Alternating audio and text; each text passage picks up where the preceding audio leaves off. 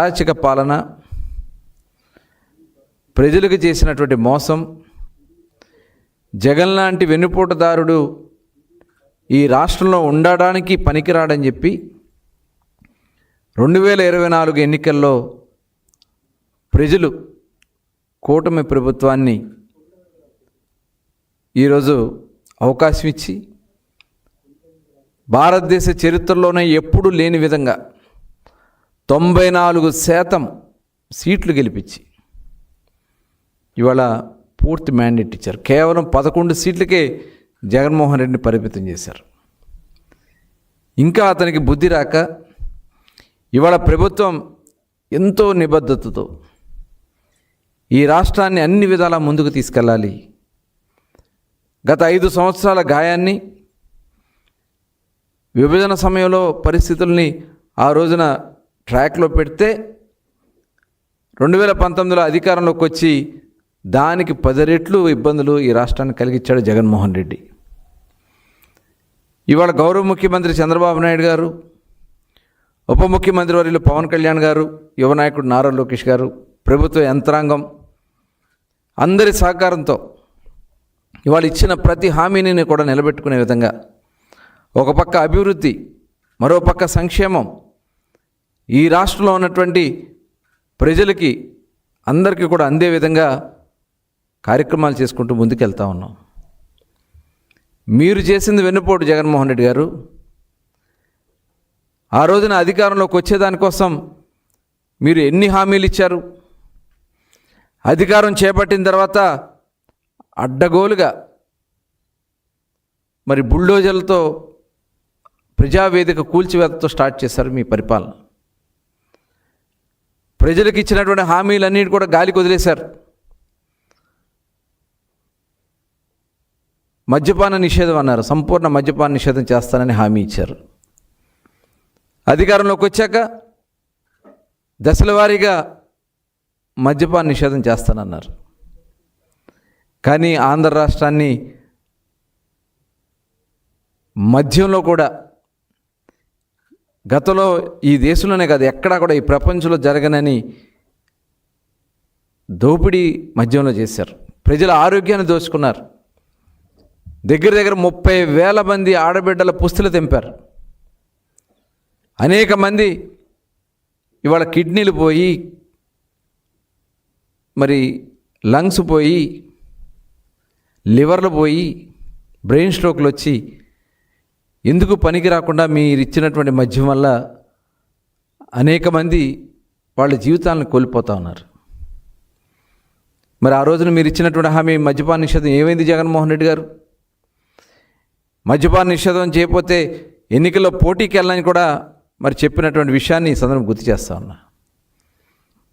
ఇవాళ కోట్లు కూడా చెప్తా ఉన్నాయి. దగ్గర 3,500 కోట్ల రూపాయల అతిపెద్ద స్కామ్ ఇవాళ సిట్ విచారణలో మొత్తం బయటకు వస్తూ ఉంది. ఈడీ ఒక పక్క నుంచి, ఈడీ విచారణలో కూడా 1,000 కోట్ల రూపాయల దోపిడీని ఇవాళ అవన్నీ కూడా బయటకు తీస్తూ ఉన్నారు. విద్యుత్ ఛార్జీలు పెంచడని చెప్పి 9 సార్లు విద్యుత్ ఛార్జీలు పెంచి దగ్గర 32,000 కోట్ల రూపాయల భారాన్ని ప్రజల మీద మోపారు. ట్రూ అప్ ఛార్జెస్ అని చెప్పి. అదేవిధంగా పీపీఎల్ పేరుతో పాత పీపీఎల్ అని కూడా రద్దు చేసి మీ దోపిడీకి దగ్గర 1,30,000 కోట్ల రూపాయలు విద్యుత్ సంస్థలు నష్టపోయినాయి. మీ విధానాల వల్ల అవన్నీ కూడా ప్రజల మీద భారం పడతా ఉంది. మెగా డిఎస్సి అన్నారు, ఒక్క డిఎస్సి కండక్ట్ చేయలే. మరి ఎన్నికల్లో మీరు చెప్పిందే కదా, ప్రతి సంవత్సరం జనవరి 1వ తారీఖు జాబ్ క్యాలెండర్ తీసి నిరుద్యోగ యువతకు ఉద్యోగాలు కల్పిస్తున్నారు. ఒక్క జాబ్ క్యాలెండర్ లేదు 5 సంవత్సరాలు. యువతను మోసం చేశారు. ఇది వెన్నుపోటు కాదా జగన్మోహన్ రెడ్డి గారు? యువతని నిట్ట నిలువున వెన్నుపోటు పొడిచినటువంటి వ్యక్తి జగన్మోహన్ రెడ్డి. దానివల్ల దగ్గర 4,100 మంది ఆత్మహత్యలు చేసుకున్నారు యువత. అనేక మందిని డ్రగ్స్కి, గంజాయికి విచ్చలవిడిగా మీరు ఈ రాష్ట్రం అంతా కూడా పెద్ద ఎత్తున గంజాయిని, డ్రగ్స్ని విచ్చలవిడిగా అందుబాటులో తీసుకొచ్చి ప్రజల ఆరోగ్యాన్ని దోచుకున్నటువంటి సందర్భం. అమ్మఒడి ఏం చెప్పారు ఎన్నికల ముందు? అందరికీ అమ్మఒడి ఇస్తానని చెప్పారు. కానీ ఇంటికి ఒక్కళ్ళకే అని చెప్పి అది కూడా 13,000 రూపాయలు ఇచ్చి అవి కూడా కొన్ని కోతలు పెట్టి అమ్మఒడి మరి అందకుండా చేసినటువంటి విధానం. అలాగే ఏదైతే ఈ అమ్మఒడి డబ్బులు వేసి అవన్నీ కూడా నానబుడ్డికి తరలించి దగ్గర 3 లక్షల కోట్ల రూపాయలు మరి వాళ్ళ దగ్గర నుంచి దోచుకున్న విధానాన్ని ఈ సందర్భంగా గుర్తు చేస్తూ ఉన్నాం. జియో నెంబర్ 117 తీసుకొచ్చి బీసీ, ఎస్సీ, ఎస్టీ ప్రాంతాల్లో ఉన్నటువంటి స్కూల్స్ని అక్కడి నుంచి తరలించేశారు. దానివల్ల 12 లక్షల మంది విద్యార్థులు, బీసీ, ఎస్సీ, ఎస్టీ, మైనారిటీ విద్యార్థులు విద్యకు దూరం అయ్యారు. ఇవాళ కూటమి ప్రభుత్వం వచ్చిన వెంటనే ఆ జీవోను కూడా రద్దు చేశాం. వందలాది పథకాలను రద్దు చేశారు. బీసీ, ఎస్సీ, ఎస్టీ, మైనారిటీలకు సంబంధించినటువంటి వందలాది పథకాలను మీరు రద్దు చేసి బీసీలకు వెన్నుపోటు పొడిచారు. అలాగే బీసీలకు ఉన్నటువంటి స్థానిక సంస్థలో రిజర్వేషన్ని 34% నుంచి 24%కి దిగజార్చి బీసీలకు వెన్నుపోటు పొడిచింది వాస్తవం కాదా జగన్మోహన్ రెడ్డి గారు? అన్నా క్యాంటీన్లు మీరు ఎన్నికల్లో చెప్పారు రాజన్న క్యాంటీన్లు తెరిపిస్తామని చెప్పి. ఉన్న అన్నా క్యాంటీన్లే మీ రాజన్న క్యాంటీన్లు పెట్టడం కాదు కదా, ఉన్న అన్నా క్యాంటీన్లే ఈ రాష్ట్రం నుంచి పేదలకి అన్నం కూడా దొరకకుండా చేసినటువంటి గనుడివి నువ్వు జగన్మోహన్ రెడ్డి గారు. ఇది పేదలకు వెన్నుపోటు పొడచడం కాదా? అంగన్వాడీ ఆశా వర్కర్లకి తెలంగాణ కన్నా 1000 రూపాయలు అదనంగా ఇస్తానని చెప్పి వాళ్ళకి పెంచకుండా వెట్టి చాకరీ చేయించుకుని మరి ఆశా వర్కర్ని, అంగన్వాడీని వెన్నుపోటు పొడుస్తాం కాదా జగన్మోహన్ రెడ్డి గారు? సాగునీటి ప్రాజెక్టులన్నీ కూడా మొత్తం కూడా నాశనం చేసి పొరుగు రాష్ట్రాలకి లబ్ధి చేకూరే విధంగా మీరు చేసినటువంటిది అది వెన్నుపోటు కాదా జగన్మోహన్ రెడ్డి గారు? ఇవాళ అమరావతి కళ్ళబొల్లి మాటలు చెప్పారు. అమరావతి రాజధానిగా ఉంటుందని చెప్పారు. అసెంబ్లీ సాక్షిగా చెప్పారు. ఎన్నికల హామీలో కూడా మీరు పెట్టుకారు. కానీ అధికారంలోకి వచ్చిన తర్వాత 3 రాజధానులు అని చెప్పి రాజధాని రైతుల్ని నిట్ట నిలువున ముంచి వాళ్ళు చేస్తున్నటువంటి పోరాటానికి కూడా రక్తాలు కారేలాగా ఈడ్చినటువంటి గనుడి జగన్మోహన్ రెడ్డి. ఆ రోజున న్యాయస్థానం నుంచి దేవస్థానానికి వాళ్ళు పాదయాత్ర చేస్తూ ఉంటే అడుగడుగున మరి ఇబ్బందులు పెట్టినటువంటి వ్యక్తి. సొంత చెల్లికి తండ్రి ఆస్తిలో సగభాగం ఇవ్వాలంటే అడిగారని చెప్పి వాళ్ళని నానా ఇబ్బందులు పెట్టి ఇంట్లోంచి తరిమేసి మరి చెల్లిని మోసం చేశాడు. చెల్లికి జరుగుతుంటే అన్యాయం మీద మాట్లాడిందని చెప్పి తల్లిని ఇంట్లోంచి తరిమేశాడు. దాన్ని వెన్నుపోటు అంటారు జగన్మోహన్ రెడ్డి గారు. అలాగే బాబాయిని గొడ్డల పోటుతో వేటేసి ఎవరైతే నిందితులు ఉన్నారో వాళ్ళని కాపాడుతూ మరి బాబాయ్ కూతురు చెల్లిని కూడా ఆ నెపమంతా ఆవిడ మీదేసి ఒక లబ్ధి పొందే ఒక దుర్మార్గమైనటువంటి ఆలోచన చేస్తూ అంటారు వెన్నుపోటు అంటే. కూటమి 2 ఏళ్ల పరిపాలనలో కష్టాలున్నా ఇబ్బందులున్నా ప్రజలకు ఇచ్చినటువంటి ప్రతి హామీని కూడా నిలబెట్టుకుంటూ ఇవాళ మాకు ఇచ్చినటువంటి ఈ మ్యాండేట్ని ప్రజా సంక్షేమం కోసం ఉపయోగిస్తూ ఉన్నాం.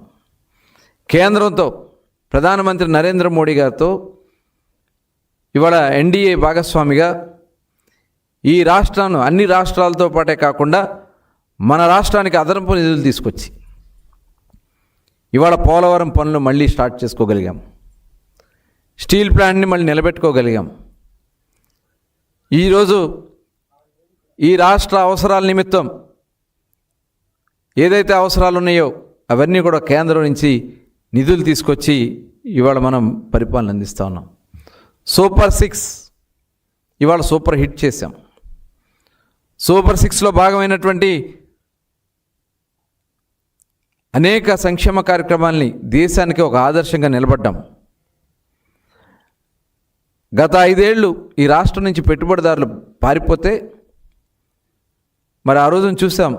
లూలు సంస్థ కానీ, సాక్షాత్తు లూలు సంస్థ అధినేత యూసుఫ్ అలీ చెప్పారు ఆంధ్ర రాష్ట్రానికి ఎవ్వరూ వెళ్ళొద్దని. అమర్ రాజా బ్యాటరీ, ఇలా అనేక సంస్థలు ఈ రాష్ట్రం నుంచి తరలిపోయినాయి. ఉన్న సంస్థలు తలుపులు వేసుకుని తాళాలు వేసుకు కూర్చున్నారు. కానీ ఇవాళ కూటమి ప్రభుత్వం అధికారంలోకి వచ్చిన తర్వాత పాలసీలు తీసుకొచ్చాము. గౌరవ ముఖ్యమంత్రి గారి యొక్క ఆలోచనతో కొన్ని రూల్స్ అమెండ్మెంట్ కూడా చేసి ఇవాళ పెట్టుబడిదారులకి ఆంధ్ర రాష్ట్రం వైపు చూసేలాగా, ఆంధ్ర రాష్ట్రంలో అవకాశం వస్తే చాలనే విధంగా ఇవాళ చేసినటువంటి కృషి భారతదేశంలో వచ్చినటువంటి పెట్టుబడులన్నిటికన్నా కూడా 25% పెట్టుబడులు ఒక ఆంధ్ర రాష్ట్రంలోనే వచ్చినాయి. అంటే అది ఒక పరిపాలనా దక్షుడు చంద్రబాబు నాయుడు గారి యొక్క ఆలోచన. ఈ పెట్టుబడులు ఎందుకు తీసుకొచ్చాం? ఉద్యోగ ఉపాధి అవకాశాలు కల్పించాలా, యువతకి దాంట్లో భాగస్వాములు చేయాలా. అందుకోసమే ఈరోజు ఇంత పెద్ద ఎత్తున చేశాం. గొడ్డల పార్టీలాగా మడమ తిప్పడం కూటమి ప్రభుత్వానికి, తెలుగుదేశానికి ఎప్పుడు చరిత్ర లేదు. ఇచ్చిన ప్రతి హామీని కూడా అమలు చేసుకుంటూ ఇంటింటికి సంక్షేమాన్ని అందిస్తున్నాం. ఈరోజు పెన్షన్లు దగ్గర 63 లక్షల మందికి, భారతదేశంలోని ఏ రాష్ట్రంలో కూడా ఇవ్వనంత సంఖ్య 63 లక్షల మందికి,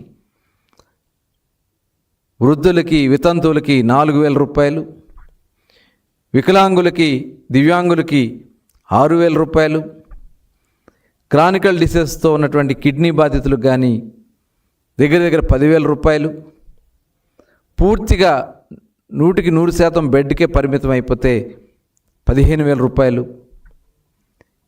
ఇంత పెద్ద ఎత్తున దగ్గర 65,000 కోట్ల రూపాయలు ఇప్పటి వరకు ఒక పెన్షన్ రూపేణ పేదలకు చెల్లించాం. ఇది భారతదేశ చరిత్రలో ఏ రాష్ట్రం కూడా జరగనటువంటి కార్యక్రమాన్ని ఒక ఆంధ్ర రాష్ట్రంలో చేస్తూ ఉంది. ఎన్ని కష్టాలు ఇబ్బందులున్నా 1వ తారీఖే తెల్లవారుజామున ఇంటికెళ్ళి తీసుకెళ్ళిస్తూ ఉన్నారు. ఒకవేళ 1వ తారీఖు ఆదివారం వస్తే ఒకరోజు ముందే తీసుకెళ్ళి వాళ్ళకి అందిస్తున్నటువంటి ఒక మంచి మనసున్నటువంటి ప్రభుత్వం కూటమి ప్రభుత్వం. ఈరోజు తల్లికి వందనం 15,000 రూపాయలు. ఎంతమంది పిల్లలు ఉంటే అంతమంది పిల్లలకి. ఇవాళ ప్రతి ఒక్కరు కూడా చదువుకోవాలనే లక్ష్యానికి, ఎందుకంటే జగన్మోహన్ రెడ్డి ఇంటికి ఒకరికి ఇస్తే అంటే మిగతా వాళ్ళు చదువుకోవాల్సినటువంటి అవసరం లేదా? కానీ వాళ్ళందరూ చదువుకోవాలని చెప్పి కూటమి ప్రభుత్వం 15,000 రూపాయల చొప్పున ఎంతమంది పిల్లలు ఉంటే అంతమంది పిల్లలకు అందిస్తూ ఉన్నాం. అలాగే అన్నదాత సుఖీభవ. గతంలో జగన్మోహన్ రెడ్డి కేవలం కేంద్రం ఇచ్చేదాంతో కూడా కలిపి 14,000 ఇస్తే ఈరోజు మనం 20,000 రూపాయలు అన్నదాత సుఖీభవ కింద రైతులకు అందిస్తాం. ఎక్కడైనా రైతు సోదరులకు ఇబ్బంది వస్తాయి, మొన్న పొగాకు సమస్య వస్తాయి, అక్కడ పొగాకు రైతులను ఆదుకోవడం జరిగింది. చిత్తూరులో మామిడి రైతులకు ఇబ్బంది వస్తే అక్కడ మామిడి రైతులను ఆదుకోవడం జరిగింది. గుంటూరులో మిర్చి రైతులకు ఇబ్బంది వస్తే మిర్చి రైతులను ఆదుకోవడం జరిగింది. ఇవాళ పంట పండితే ఇవాళ ధాన్యం 24 గంటల్లో రైతుల అకౌంట్లో డబ్బులు వేసాం. మరి ఆ రోజు జగన్మోహన్ రెడ్డి నెలల తరబడి కనీసం డబ్బులు కూడా వేయకుండా రైతుల్ని నానా ఇబ్బందులు పెట్టినటువంటి పరిస్థితి గతంలో ఉంది. కానీ ఈరోజు 24 గంటల్లోనే రైతుల అకౌంట్లో కూడా డబ్బులు వేసి ఇవాళ రైతాంగానికి అండగా ఉంటుంది ఈ కూటమి ప్రభుత్వం. అలాగే దీపం పథకం ఇవాళ మహిళలకి వంటింటి కష్టాలు ఉండడానికి వీల్లేదు. మరి గతంలో జగన్మోహన్ రెడ్డి గ్యాస్ సిలిండర్లు రేట్లు పెంచితే ఇవాళ 3 గ్యాస్ సిలిండర్లు ఉచితంగా మహిళలకు అందిస్తున్నటువంటి ప్రభుత్వం కూటమి ప్రభుత్వం. దగ్గర ఇప్పటికీ 4,26,00,000 గ్యాస్ సిలిండర్లు ఈరోజు అందించగలిగాం. అలాగే ఆర్టీసీ ఛార్జీలు, జగన్మోహన్ రెడ్డి గారి గొడ్డల పార్టీ ఆర్టీసీ ఛార్జీలు పెంచితే ఈరోజు కూటమి ప్రభుత్వం ఉచితంగా శ్రీశక్తి ద్వారా ఆడబిడ్డలకి ఉచిత బస్సు ప్రయాణం. ఇవాళ పెద్ద ఎత్తున మరి దగ్గర 71 కోట్ల మంది ఈ ఉచిత బస్సు ప్రయాణాన్ని ఉపయోగించుకున్నారు.